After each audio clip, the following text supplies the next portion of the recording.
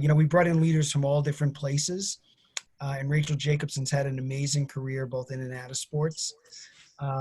She's now the president of the Drone Racing League. So we're going to talk a little bit about STEM and the opportunities that exist there. And Rachel's going to go through a little bit of her career. But obviously, this is important for you guys. It's here for you to ask questions and find out more about careers in sports, careers around science, what drone racing does, careers in media, all different kinds of things. So we're going to go probably for about 45 minutes. Again, Matt's going to explain how you guys can log in for questions once we kind of get rolling. But Rachel, why don't you kind of kick us off and tell us how you got here? Thank you, Joe. And thank you all so much for having me with you today, virtually.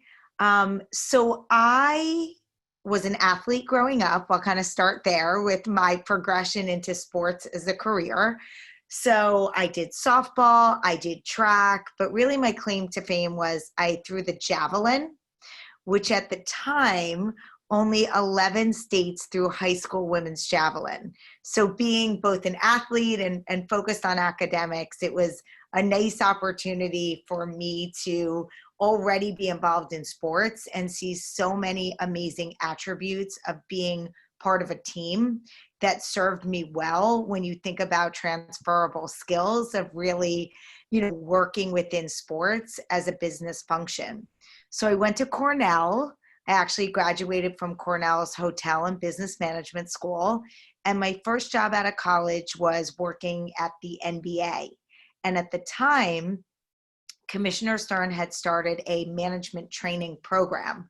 So it was a little bit like you join the league and you spend a couple months in key areas of the business, which I did. So I learned about international and marketing at the NBA, consumer products, all the merchandise, and all of our events and attractions. So really using that first 12 months to understand the business of sports, and particularly at the NBA, all of the different verticals of business. At the time, there were 44 different departments. So understanding the interrelationships of the different departments was so critical to really being able to accelerate quicker at a massive company like the NBA that has 1,000+ people all over the world working there.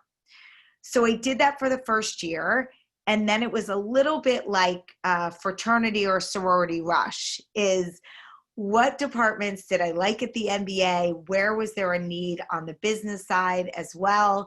And I ended up in our consumer products group and really working with organizations like Foot Locker and helping them sell more NBA merchandise, as well as our licensees like Nike and Champion at the time, and what we could do together to, again, bring in all of these NBA fans and have them support our merchandise sales and really tune into the NBA.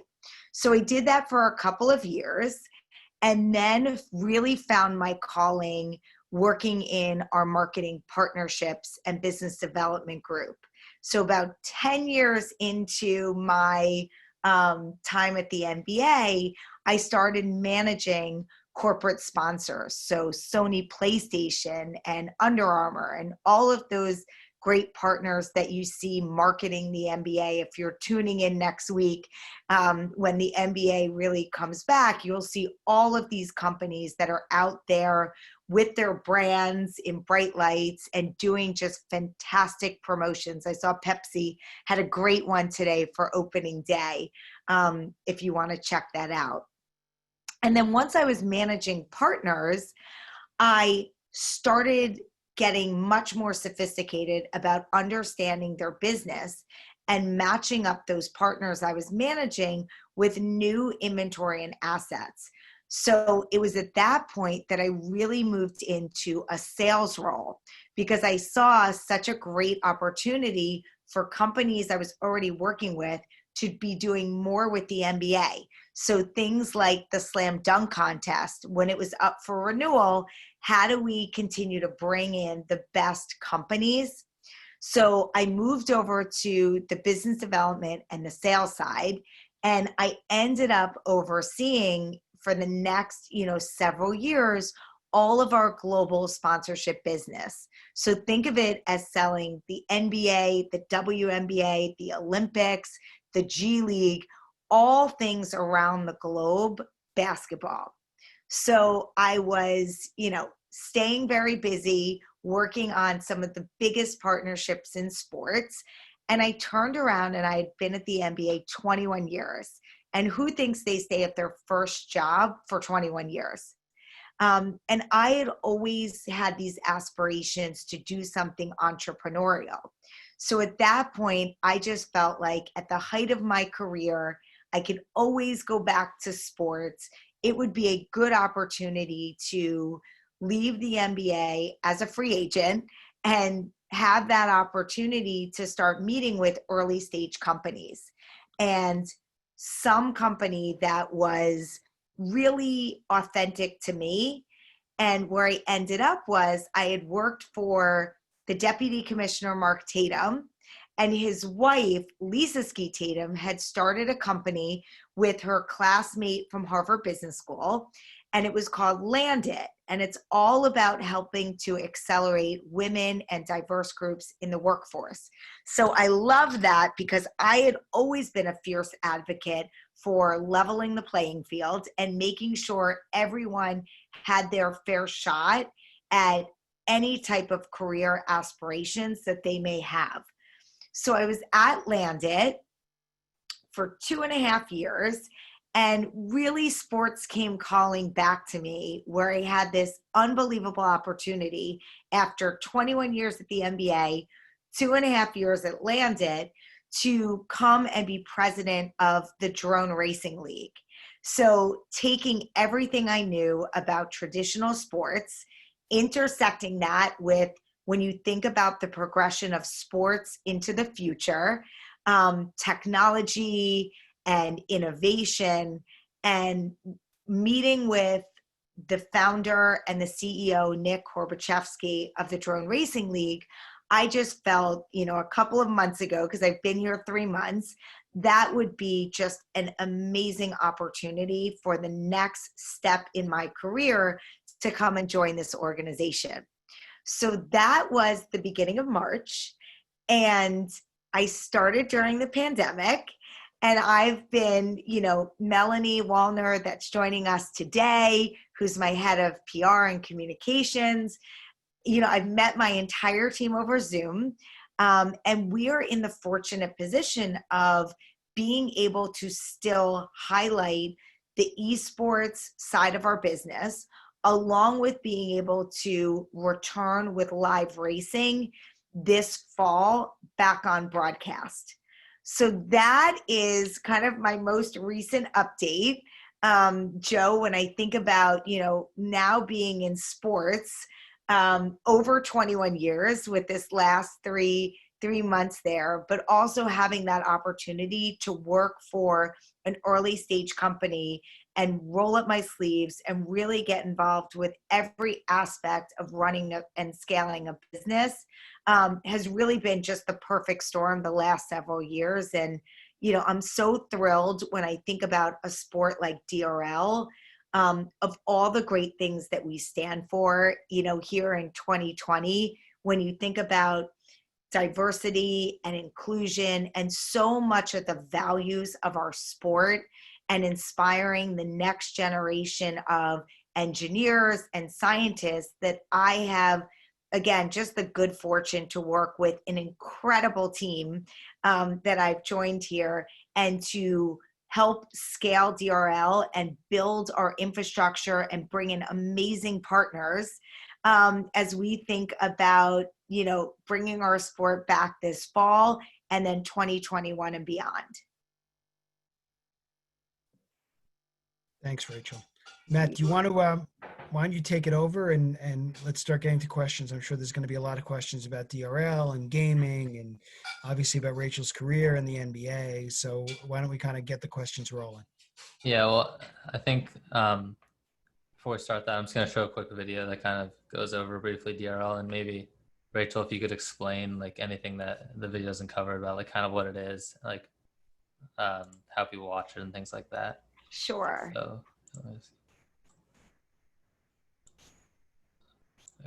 Start line is straight. Goggles down, doors up. Ready to race. Fire your drone, please. This is DRL, the Drone Racing League. Incredible, Greg. Vanover's going for it. Blade to blade. What an amazing finish. DRL combines live sporting events with custom drone technology to create the sport of the future.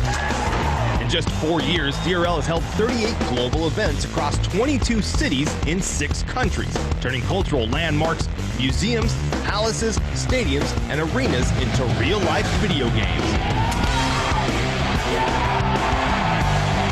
The world's best pilots compete for the title of DRL World Champion. DRL events blur the line between sports and entertainment. High-speed racing is augmented by professional commentary and live pit-crew action. DRL's proprietary video game flight simulator esports platform lets fans learn how to fly and race, and even compete to become a pilot in the next DRL season. At its core, DRL is a technology company. DRL designs and builds every piece of technology from the ground up. They're patented, proven, and world record setting. Our approach, combining real-life, world-class racing with technology innovation and best-in-class content production, lets fans and brands watch, play, and engage with DRL year-round. Welcome to the sport of the future.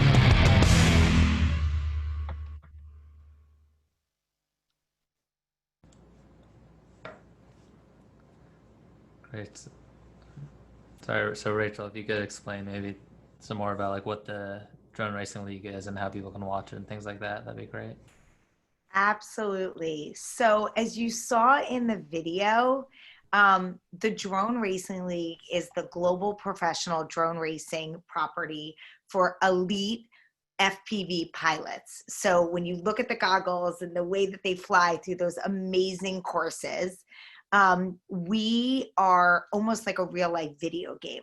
So when you see the drones, and we talked about, you know, literally having engineers in our building that are building our drones from the ground up.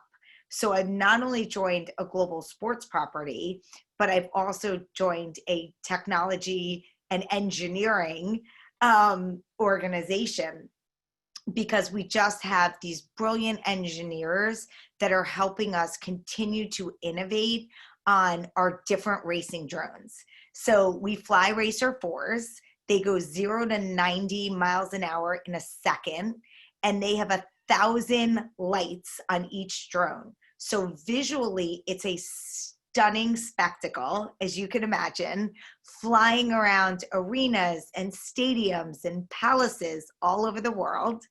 And there is just a unique community that loves, you know, tech, adventure seeking, kind of early adopters. Probably many of you that are tuning in today that may know a little bit about us, that hopefully now will know more about us and become great fans. But I know I have 10-year-old twins, a boy and a girl, who didn't know as much about drone racing as they do now, but we make it really easy to understand our sport as well. As you saw, we have pilots who are athletes that are, you know, very recognizable. They don't wear all that headgear, and, you know, when you think about some of the other sports, other than their goggles, and we usually have those off when we're, you know, putting them on display as well. So you learn all about their training, how they became a championship drone pilot, and you have a reason to really tune in and root for these athletes. So we're on broadcast. We have different social media and content that we push out there, as you can imagine. I just put a tweet out wishing our friends at MLB a happy opening day, and you see us at a baseball field because we've done a drone race there. So, again, it's limitless in terms of things that we can do with the sport. And as you all know, there's been traditional sports that you've grown up with when we think about stick and ball sports. So baseball and football and basketball and kind of hockey. But as children grow up now, and all of you, when you think about your time and how you consume sports, you gravitate towards the tech, the innovation, your early adopters, where if you don't have your iPhone or your computer, whatever type you use, that's how you're consuming sports. You're probably not sitting through hours and hours of real, live sports that are out there. You want it quicker, you want it faster. And that's what we're really focused on in terms of the sport of the future. I think that's great. I think Jadip has one question right now. I was kind of wondering, you sort of touched on it, but where do you see the future of the drone racing league going? Like, what are some plans, especially coming out of quarantine? Yeah. I'm sorry. Are you done? Yeah. Okay. Definitely we've had such an amazing opportunity since I joined to be able to not only lean into the esports side of our business and put on a whole championship, having our best drone pilots around the world in their homes, safe, compete against each other on our virtual sim. So that's been amazing. But when you think about our company with a backbone of really some of the world's best engineers, content creators, and event producers, we're going to continue to innovate and scale. So taking a leadership position with STEM programs. I was just speaking with Melanie this morning about back to school and how do we continue to be best in class with pushing out unique content to support curriculums at schools, because we know how to do this. It's not just teaching people how to fly drones. It's really figuring out in all of these areas, science and technology and engineering and math, how we can help support all of you, your teachers, with that curriculum in areas that are so authentic to us. In addition, when you think about giving back philanthropically, that's another area where we have done all we can to really build into communities and support their efforts for frontline workers.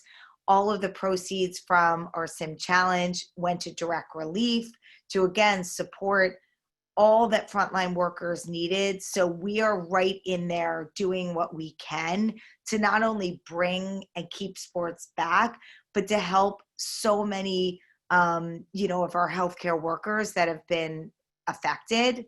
And then one of the other areas is, in addition to bringing back the best of live and virtual drone racing, we'll continue to really celebrate the importance of diversity and inclusion in sports. And at the core of our DNA is really how do we enable people of all backgrounds to participate, fly drones, be fans of our sport, give back to their communities. There's a lot that we can be doing there and really leading by example. Great. And we have a question now from Adam Helfstein. Yeah, hi. So, how are you, so since all the sports are kind of coming back at the same time, how do you plan to differentiate from drone racing league and all the other sort of leagues that are coming back at the same time? So we're unique in the fact that, we're not a sport that has 10 other people doing the same thing.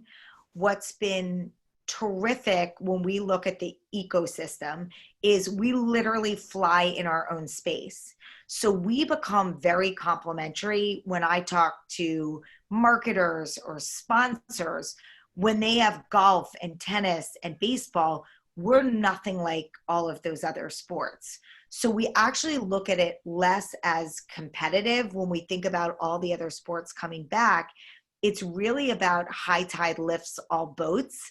You know, the sports community having more content on air, you know, tuning in then and letting them know about we're going to be back on, and you can tune in to see us as well, has always been a positive.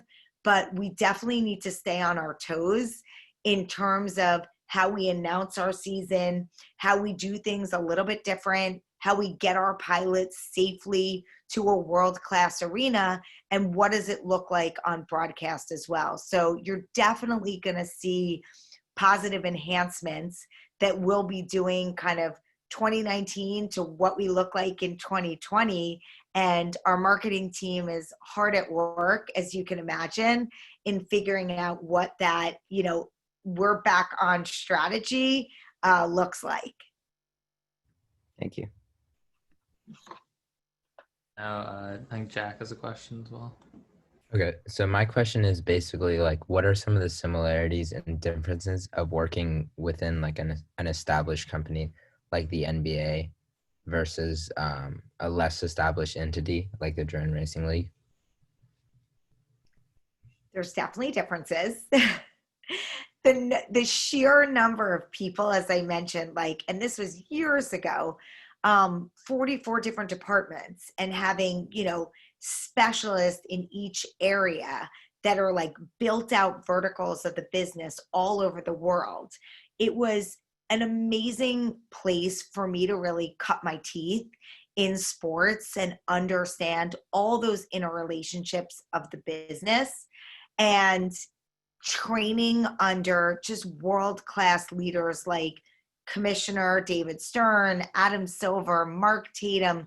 There's so many executives, Heidi Ubroth. There's so many executives that I just had the dream job of training under and being mentored by, and taking all of that knowledge to a younger generation of sports executives at DRL, and being able to train and empower them to bring DRL to really new heights.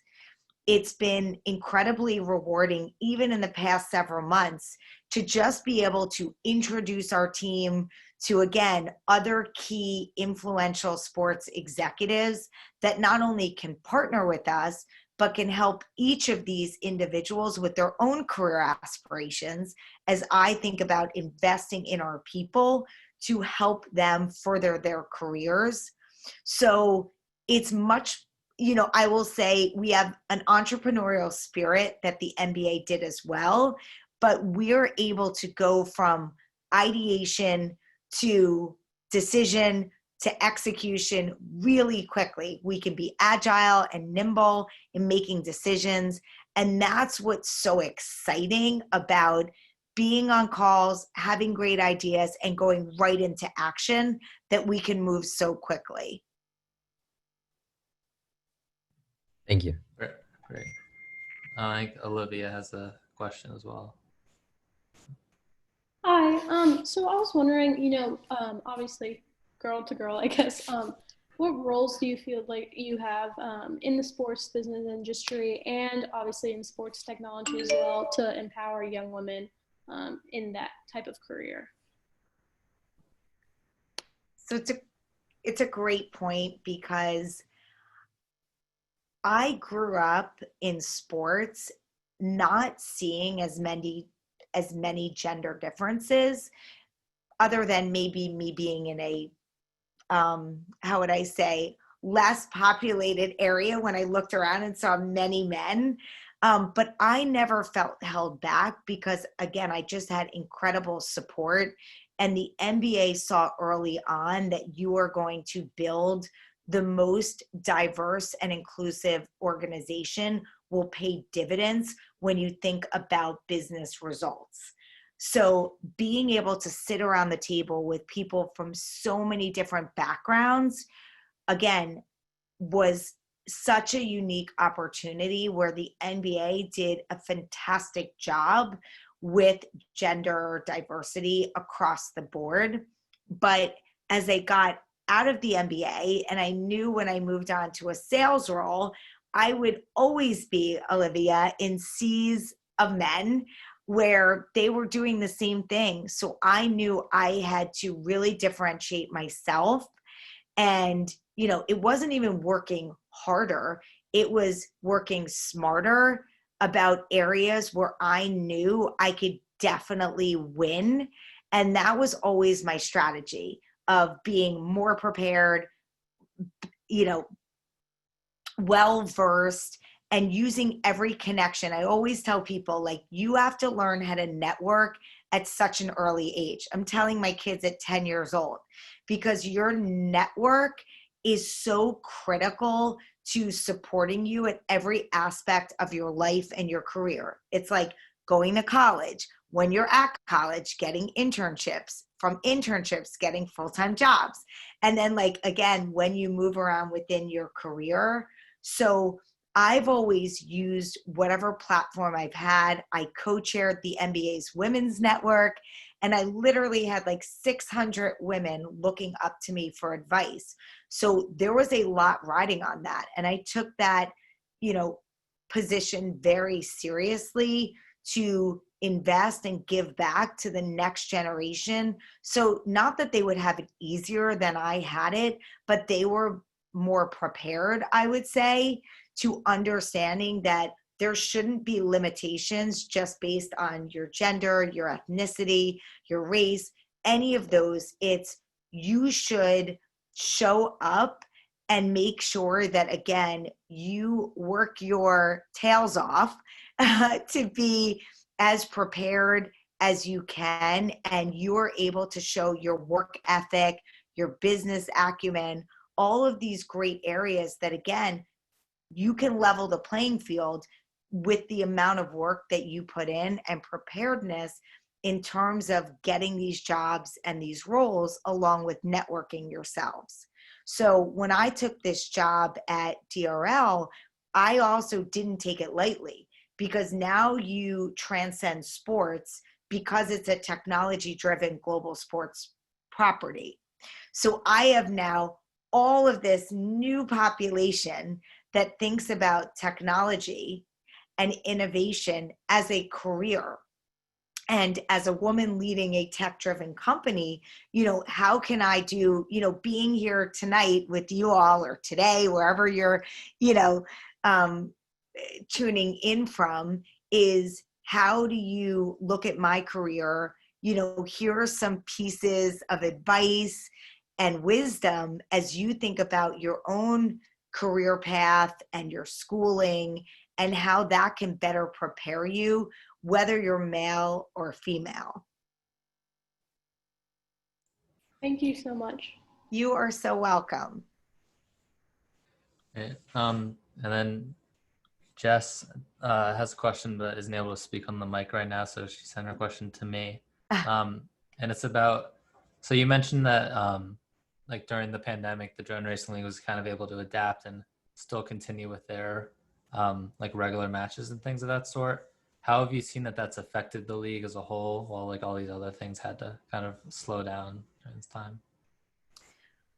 It's definitely been a positive for us in terms of being able to pivot really quickly. Even being a contactless sport, we dove in headfirst with the STEM programs, DRL Academy. We put together a global sim championship with the best pilots, got our friends at NBC, to show it on air over 2.5 months, direct money to charity. So we've been able to bring in like millions of new fans, which has been such a positive.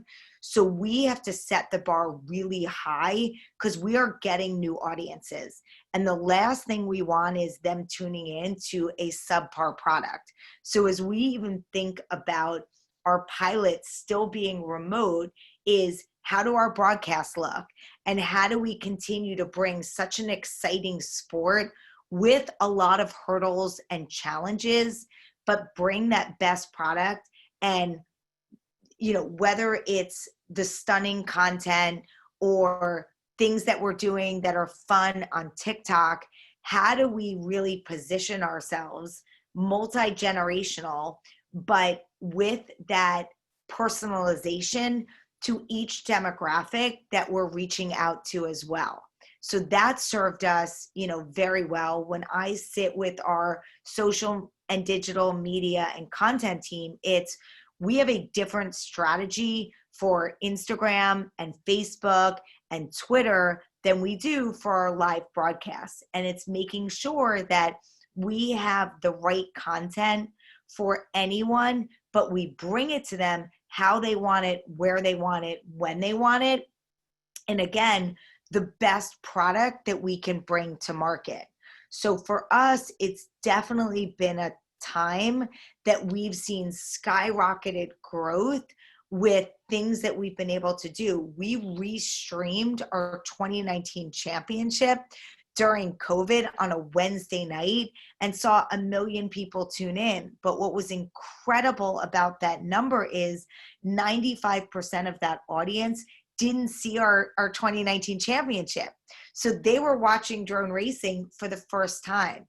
And when we go back on air this fall, that's going to be the approach, is we have this, amazing opportunity to not just bring back our avid fans, but for those that are tuning into football or basketball or anything else, now they can tune into DRL, which they may not have thought about in terms of a sports property that they would gravitate towards. And again, we just make it really easy to learn about our sport and understand. It's not a huge commitment. Our broadcasts are pretty quick in terms of they're an hour and the heats are a minute. So it moves really quick, and, we find people really wanting more. So we're incredibly excited about that slate of programming that we're going to have back in the fall. Great, thank you. That was really interesting. But I think Jada has another question. I was sort of wondering what the differences are between marketing internationally versus domestically, whether it was for the DRL or the NBA.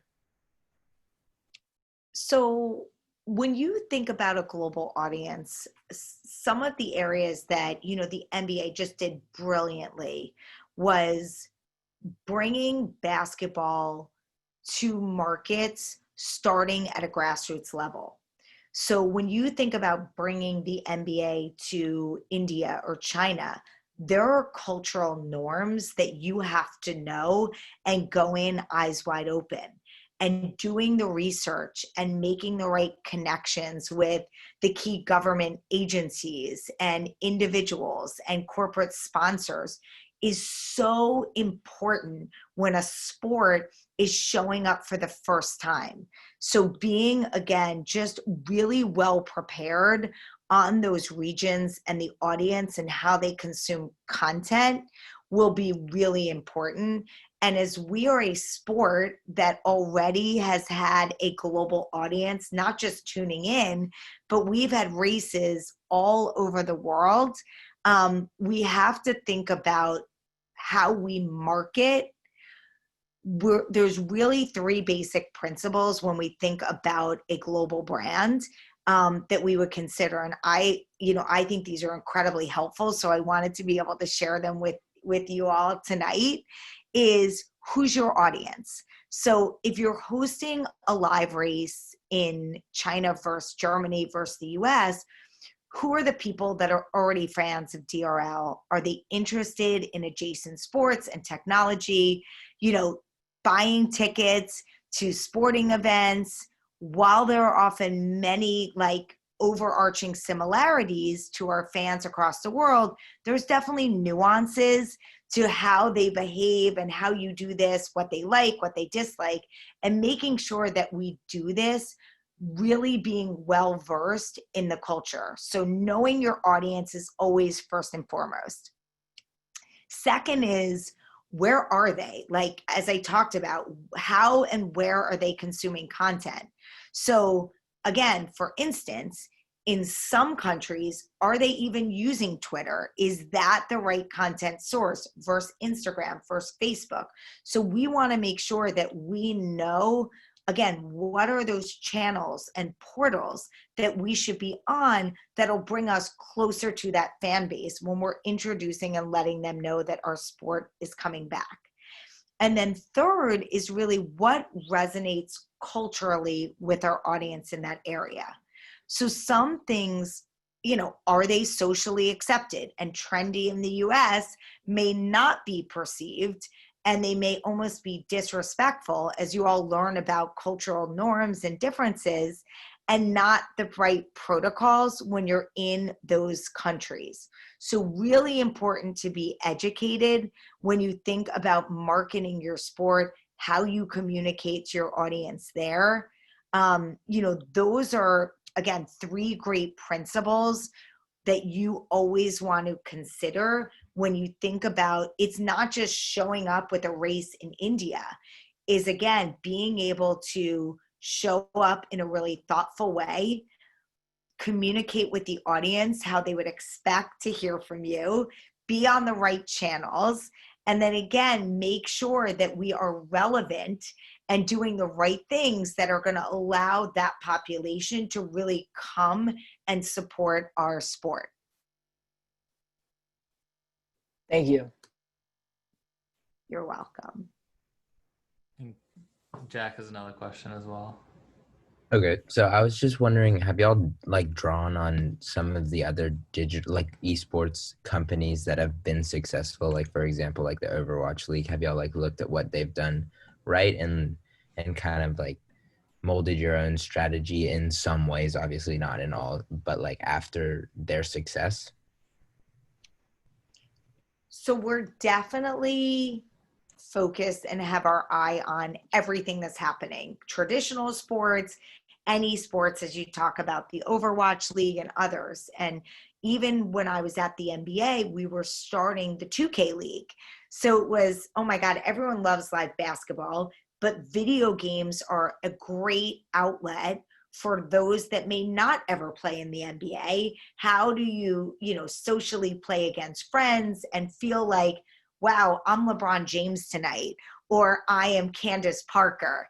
So how do video games become that outlet? And as I spoke about earlier, we're like a real life video game. When you see our live events, it's like bringing everything in our DRL sim to life in front of a live audience.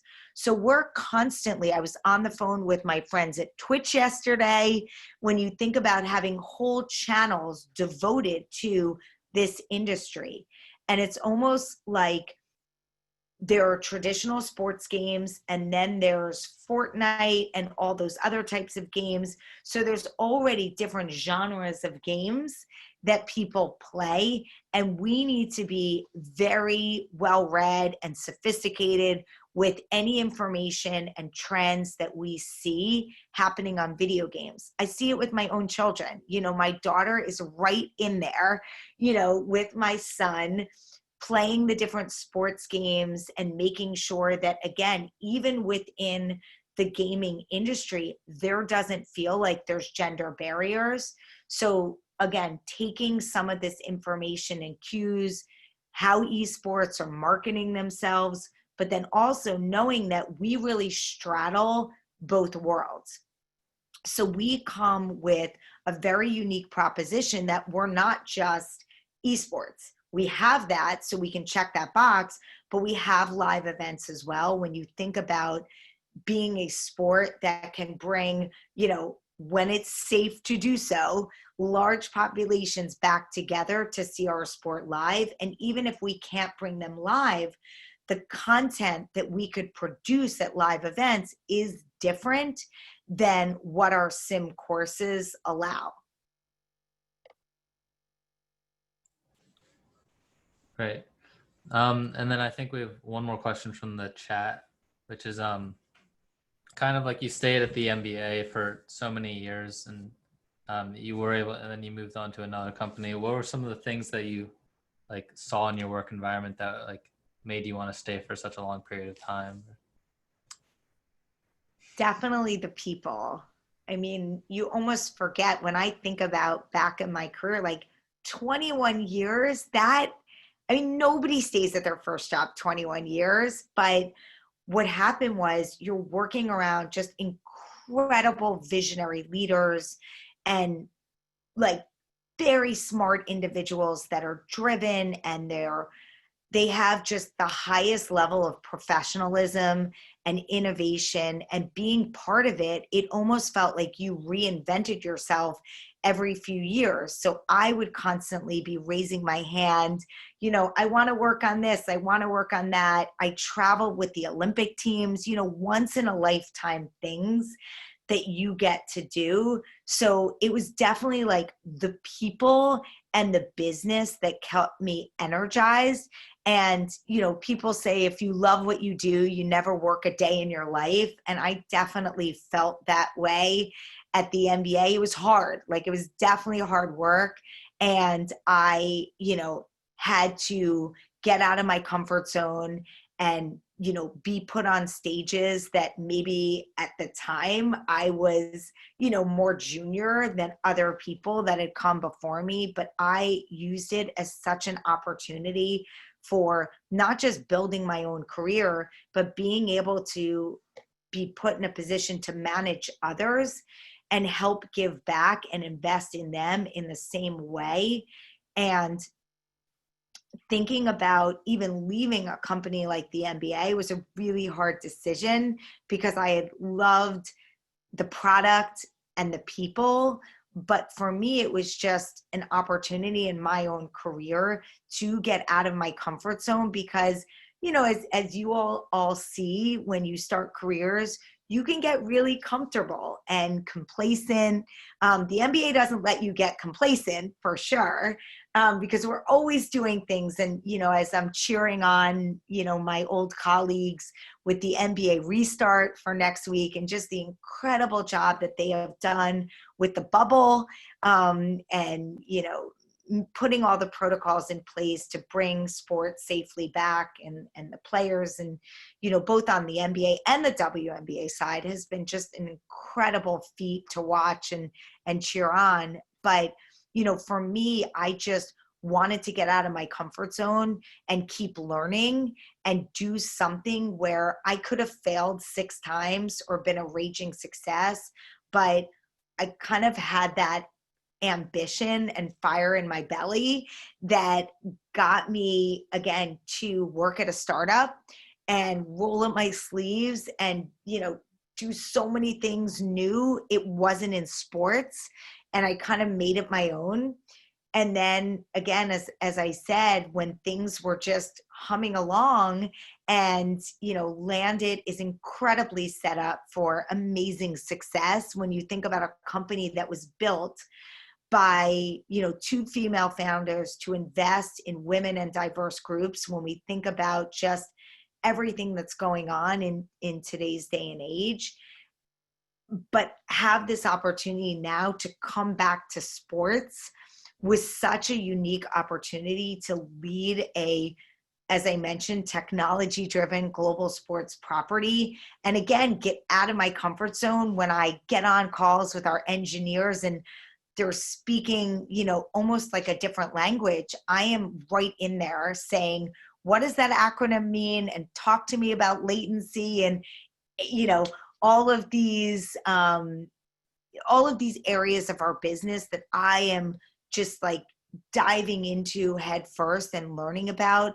I tell people, like, you can't lose that thirst for knowledge. You just can't. Like, when you lose it, then you get off your game. So I'm asking questions. I'm always the one in meetings, there'll be a silence and I'll like take myself off mute.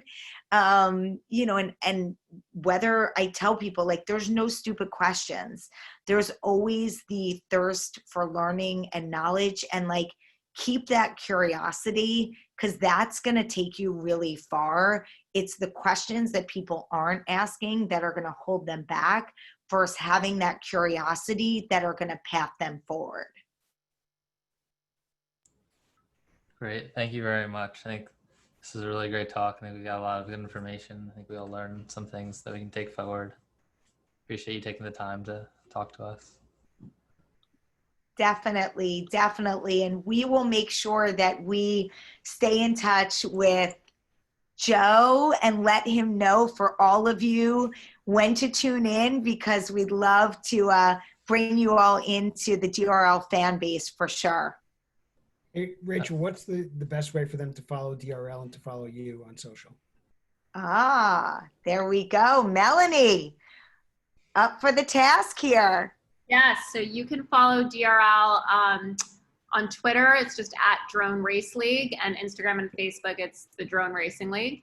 And Miss Rachel here is also on Twitter, newly added. She's Rachel R. Jacobson, and I'm sure if you also added her on LinkedIn, she will accept as well.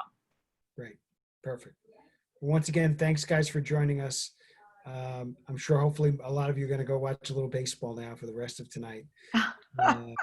And with everybody else coming back, big opportunities, but most importantly, enjoy your summer, as a lot of you are going to be going back to school pretty soon too as well. But Rachel and Melanie, thanks for joining us tonight. Oh, Joe, thank you so much for inviting us, and thanks to all of you, and wishing you all the best as schools get back and, in all of your endeavors here. Thank you guys. Have a good night. Bye-bye. Thank you.